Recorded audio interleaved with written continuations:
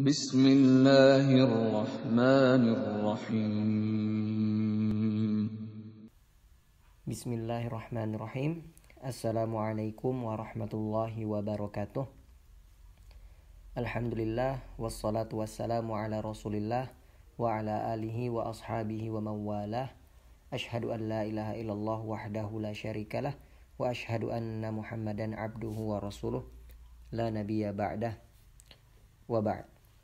Allahumma 'allimna ma yanfa'una wanfa'na bima 'allamtana wa zidna ilman ya rabbal alamin. Amin. Kaifa halukum jami'an? Semoga kita semua dalam keadaan sehat walafiat ya, selalu dalam lindungan Allah Subhanahu wa taala. Amin ya rabbal alamin.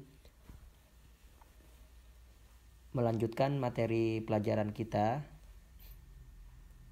di mapel akidah untuk kelas 2 PPS MKNH Nurul Hakim.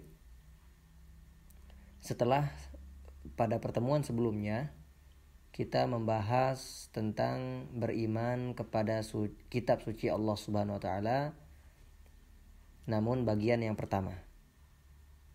Di bagian pertama kemarin kita belajar tentang beberapa hal, yaitu makna beriman kepada kitab suci Allah Subhanahu wa taala. Kemudian kita juga mempelajari tentang nama-nama kitab suci Allah Subhanahu wa taala yang diturunkan kepada masing-masing nabinya. Begitu juga dengan keistimewaan Al-Qur'an.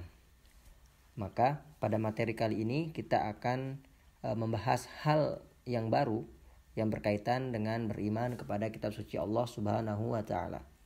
Semoga kalian siap untuk belajar ya. Dan Ustadz sarankan untuk membuka kitab halaman 40 dan 41 ya. Ya, kita mulai. Materi pertama kita hari ini adalah tentang kewajiban kita kepada Al-Qur'an, anak-anak ya. Setelah kita mengetahui secara umum ya bagaimana itu beriman kepada kitab suci Allah Subhanahu wa taala ya, di antara maksudnya adalah kita percaya bahwa Allah Subhanahu wa taala menurunkan kitab-kitabnya kepada umat-umatnya ya sebagai petunjuk dan pedoman hidup mereka di dunia dan akhirat. Dan setelah kita mengetahui banyak keistimewaan Al-Qur'an ya, sekarang tentu kita harus mengetahui kewajiban kita kepada Al-Qur'an itu sendiri. Kenapa demikian? Karena Al-Qur'an ini adalah kitab Allah Subhanahu wa taala satu-satunya yang masih terjaga keaslian dan kesohihannya. Apalagi Al-Qur'an adalah imam kita, pedoman kita sebagai seorang muslim. Maka kewajiban kepada Al-Qur'an haruslah kita tunaikan, haruslah kita ketahui.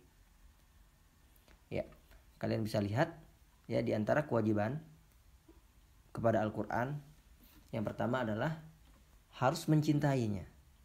Ya, kita harus mencintai Al-Qur'an ya, mengagungkan dan menghormatinya. Kenapa demikian? Karena Al-Qur'an itu sendiri, anak-anak, adalah kalam Allah Subhanahu wa taala, firman Allah Subhanahu wa taala. Ya, yang dimana tentu itu merupakan sebaik-baik firman, sebaik-baik ucapan, sebaik-baik kalam. Ya, karena di antara sifat Allah Subhanahu wa taala ia berbicara. Namun tentu berbicara Allah Subhanahu wa taala tidak sama dengan makhluk-makhluknya yang lain. Allah Subhanahu wa taala berfirman, "Laisa kamitslihi syai'un wa huwas samiul alim. Wa huwas samiul basir." Tidak ada yang serupa dengan Allah Subhanahu wa taala, dan ialah yang Maha mendengar lagi Maha melihat.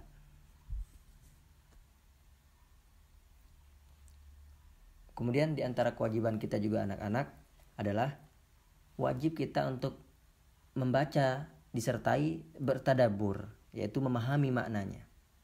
Ya. Apakah sampai di sana? Tidak. Ya. Wajib pula bagi kita untuk mengambil pelajaran atau peringatan dari isi kandungan dan cerita-cerita yang ada di dalamnya. Dan alhamdulillah ya, kita di pondok pesantren ya, setiap harinya tidak lepas dari membaca, mentadaburi dan mengambil pelajaran dari Al-Qur'an itu sendiri. Ya, buktinya di antara cara kita mengambil pelajaran dari Al-Quran adalah kita belajar fikih. Fikih itu isinya Al-Quran, ya, berdasarkan Al-Quran. Akhlak juga berdasarkan Al-Quran. Hadis-hadis, ya, juga salah satu fungsi hadis adalah menguatkan Al-Quran, melengkapi Al-Quran, menjelaskan keumuman Al-Quran. Ya, alhamdulillah. Kemudian di antara kewajiban kita juga anak-anak menegakkan hukum yang ada dalam Al-Quran, ya, artinya mempraktekkan hukumnya, ya, dan mentaati segala perintah Allah di dalamnya, juga beradab dengan apa yang Allah perintahkan dalam Al-Quran. Ya, ada suatu riwayat bahwa suatu saat Aisyah radhiyallahu anha, ya, ditanya tentang akhlak Nabi Muhammad SAW. Beliau menjawab, kana khuluquhul Quran, bahwasanya akhlak Nabi Muhammad SAW adalah Al-Quran itu sendiri. Maksudnya apa anak-anak? Maksudnya adalah bahwa Nabi Muhammad SAW adalah manusia terbaik yang bisa mengamalkan seluruh isi kandungan Al-Quran dalam kehidupan sehari-harinya. Ya, maka dari itu tentu Nabi Muhammad SAW adalah sosok suri tauladan yang paling baik dan sempurna bagi semua manusia, bukan hanya bagi orang muslim saja. Kemudian pelajaran yang kedua, yaitu kita harus mengetahui bahwasanya ternyata ada perubahan dan ada pemalsuan juga dalam kitab-kitab sebelum Al-Quran. Yang kita maksudkan kitab-kitab sebelum Al-Quran di sini, ya, adalah kitab Injil dan kitab Taurat. Ya. Maksudnya apa? Ada perubahan dan pemalsuan. Ya. Maksudnya adalah bahwasanya orang-orang Yahudi dan Nasrani, ya, yang dimana Allah SWT menurunkan baginya kitab, ya, kepada mereka lewat perantara Jibril alaihissalam, kemudian perantara nabi-nabi mereka. Namun apa yang mereka lakukan dengan kitab-kitab tersebut? Mereka mengubah isinya, menambah-nambahkan dan menguranginya. Dan tentu ini adalah perbuatan yang tidak baik. Karena bagaimana bisa mereka berani untuk mengubah isi dan firman Allah Subhanahu wa taala? Ya, maka bisa kalian lihat nanti di Al-Qur'an, ya, surat An-Nisa ayat 46.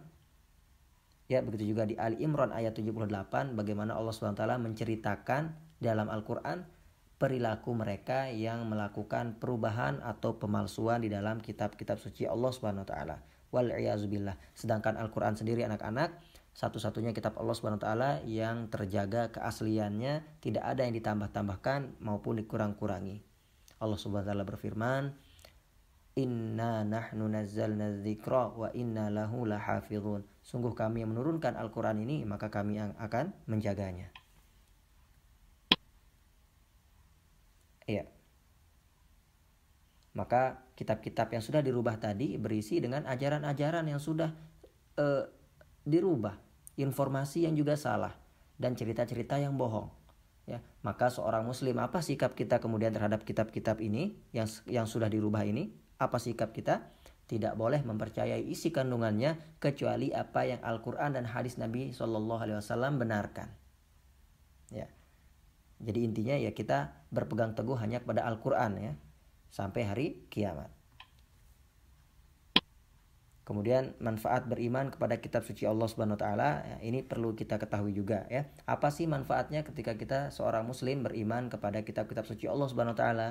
Di antara manfaatnya kalian akan bisa lihat di sini. Ya. Yang pertama tentu dengan beriman kepada kitab suci Allah Subhanahu wa taala kita mengetahui besarnya perhatian Allah dan kasih sayangnya kepada hambanya. Kemudian yang kedua mengetahui hikmah dalam syariat Allah, ya. Kemudian yang ketiga bisa mensyukuri nikmat Allah Subhanahu wa taala. Kenapa? Karena kitab-kitab tersebut adalah petunjuk bagi kita sendiri untuk selamat dunia dan akhirat.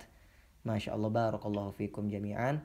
Seperti biasa di akhir ada tugas, ya, yang bisa kalian lihat di sini, ya, yang insya Allah kalian sudah familiar dengan tugas ini, ya, menulis materi tersebut ke kitab atau buku tulis kalian. Kemudian di sini ada tugas tambahan surat Al-Imran ayat 78.